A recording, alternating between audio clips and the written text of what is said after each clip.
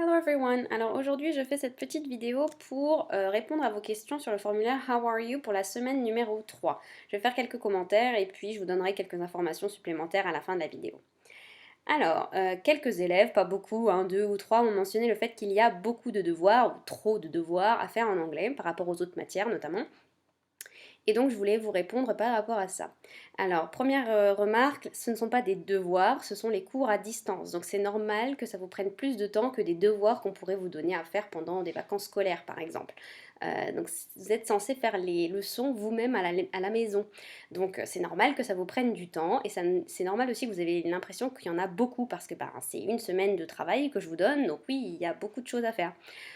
Deuxième remarque, la plupart des élèves m'ont envoyé un temps que je trouve raisonnable pour faire les devoirs d'anglais. Donc j'ai pas l'impression que ça vous prenne tant de temps que ça. Ça vous prend d'ailleurs moins de temps que si on était en cours d'anglais. Moins de 3 heures pour la plupart d'entre vous. Troisième remarque, si vous êtes un élève qui est en général en difficulté en classe, c'est normal que vous preniez un peu de retard et que peut-être les leçons vous prennent plus de temps à faire pour vous que pour d'autres élèves. Donc là-dessus, pas de panique, j'y reviendrai un petit peu plus tard sur les retards que vous pouvez avoir sur les devoirs à faire. Alors, les problèmes pour envoyer les photos du cahier. Donc on m'a envoyé plusieurs demandes sur le fait que vous n'avez pas réussi à m'envoyer les photos de votre cahier. Alors, je vais revenir là-dessus.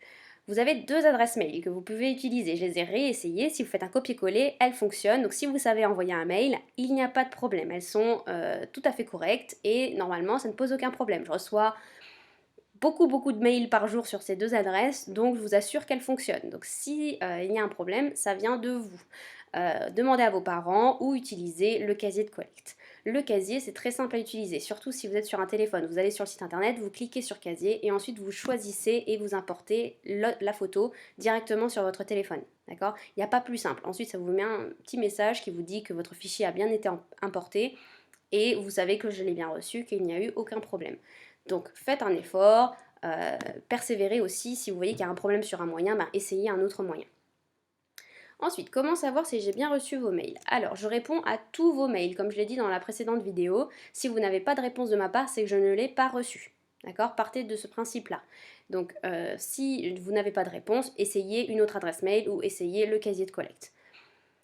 Les emprunts de livres. Alors pour les 4e euros et les 3e, normalement vous pouvez emprunter des livres. Certains en ont emprunté et en ont chez eux. Donc je vais revenir un petit peu là-dessus. Donc pour ceux qui ont emprunté des livres et qui en ont un à ce moment précis, vous devez le faire. La date limite, je dirais, c'est jusqu'aux vacances, d'accord, les vacances scolaires. Si vous faites les réponses à ce moment-là ou même pendant les vacances, ce sera très bien.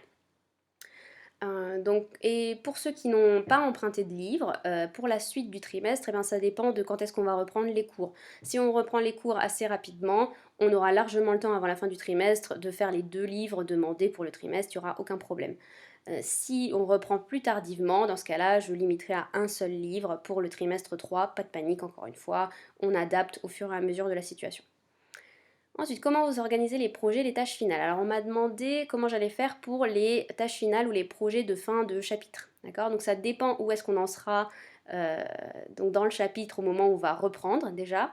Si on arrive au bout du chapitre et qu'il faut faire justement le projet final, on le fera à distance comme on a fait tout le reste. J'adapterai si besoin les critères, je vous tiens au courant là-dessus. Et si on a repris les cours, ça se passera comme d'habitude. Alors, il y a des élèves qui mentionnent le fait que des documents ne s'ouvrent pas. Donc ça peut être un problème de format. Le seul document Word que j'essaye de mettre, c'est le descriptif. Parfois, un document long pour les 3e peut être aussi en document Word. Mais sinon, j'essaye de tout mettre en capture d'écran et du coup que ce soit, qu'il soit possible de l'ouvrir pour tout le monde. Donc ça ne devrait pas poser problème. Sinon, pour les élèves qui ont toujours des problèmes, n'hésitez pas à m'envoyer un petit mail. Et puis pour la semaine prochaine, je vais essayer de mettre le maximum de documents en PDF. J'ai pas pris le temps de le faire jusque-là parce que j'ai déjà beaucoup de choses à faire. Mais s'il y a trop de problèmes au niveau des documents, je peux les faire en PDF. Si vous avez le moindre problème, n'hésitez pas à m'envoyer un email surtout, d'accord? Je trouve toujours une solution et je finis toujours par vous envoyer le document qui vous manque. Alors, quelques infos. Donc, comme je disais tout à l'heure, pour les élèves qui ont un petit peu de retard, parce qu'ils sont en difficulté, ou parce qu'ils ont eu un petit souci familial, ou parce qu'ils sont malades aussi, c'est possible, pas de panique déjà pour commencer. Vous faites les choses en retard, vous les rendez en retard, c'est pas grave, je note quand même le travail fait, il n'y a pas de pénalité particulière pour le retard. L'important est de travailler et de travailler sérieusement, d'accord? C'est ce qui m'intéresse le plus. Je ne suis pas là pour vous pénaliser, je suis là pour essayer de vous faire court malgré la situation. Ensuite, ne pas hésiter à poser des questions par mail ou sur le sondage. Donc si vous avez des problèmes, souvent vous attendez le dernier moment ou le moment après avoir eu une mauvaise note pour poser des questions. Posez la question tout de suite. Pour le jour où vous êtes en train de le faire, posez votre question. En général, si c'est pendant la journée, je suis sur mon ordinateur, je vais vous répondre assez rapidement. Si vous envoyez ça le soir, le lendemain je vous réponds et vous pourrez faire votre exercice le lendemain. Et même du coup, si vous êtes en retard, ça n'est pas grave, d'accord? Attendez d'avoir la réponse à votre question pour bien faire l'exercice, surtout si c'est un exercice que vous n'avez pas compris, d'accord? Donc n'hésitez pas à me poser des questions. Les notes sur Pronote. Alors que je vous l'ai dit, mais je vous le redis parce que je vois que vous paniquez assez rapidement quand je mets des notes sur Pronote. Les notes sont facultatives, elles vont peut-être pas compter dans la moyenne, peut-être qu'elles compteront si elles vous augmentent votre moyenne. En tout cas, elles ne sont pas là pour vous pénaliser, elles sont vraiment là pour vous valoriser.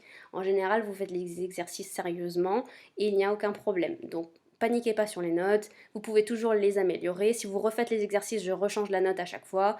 Donc, c'est à vous de voir jusqu'où vous voulez aller au niveau de la moyenne. Aussi, une autre remarque, notamment sur le point de la question précédente où on me demandait comment faire si on n'arrive pas à m'envoyer la photo du cahier. Bon, déjà, je vous ai donné assez de façons pour quand même normalement devoir m'envoyer ce fichier.